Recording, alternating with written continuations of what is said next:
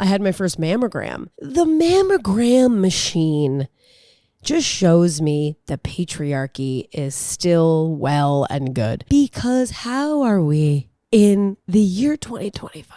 How are we still using that machine? If you never had a mammogram, let me explain it to you. I will tell you, my nurse was incredible. It was but 10 minutes. Okay, the whole facility was lovely. However, you go in there, you get in robe, which you know I love. I'm already buying into that. And it wasn't cold. It was nice. And you go into the room and you see the machine. Now this machine is a tray. Okay.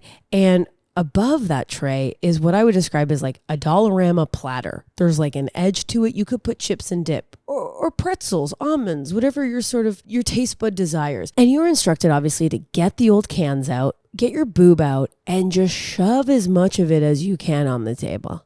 So you are pushing your body as much as you can in, and then this beautiful nurse is taking her hand and scooping up my breast and smearing it onto a tray. Smearing, because you got to get as much as you can on the tray. Are you hearing what I'm saying? That's it. We just have to lean our bodies as much as we can with the help of a beautiful nurse and smear your breast in, and then the Dollarama tray comes down and pushes on top, and you just hope you got it all. Wild stuff.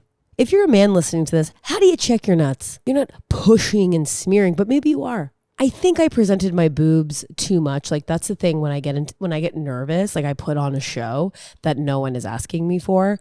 So I was doing the most, and she could tell. And I kept like assuring her that I was like super cool with my boobs being out. Why was I saying that? Why do we do that? I was like, oh, I used to work in the theater, used to that. Oh, tough. Telling this nurse about, I used to do theater, so I'm used to being boobs out. And that's not even really true. I would change in a room with people, but we weren't just like boob out walking around. Anyways, but shout out to my nurse who was so beautiful and wonderful.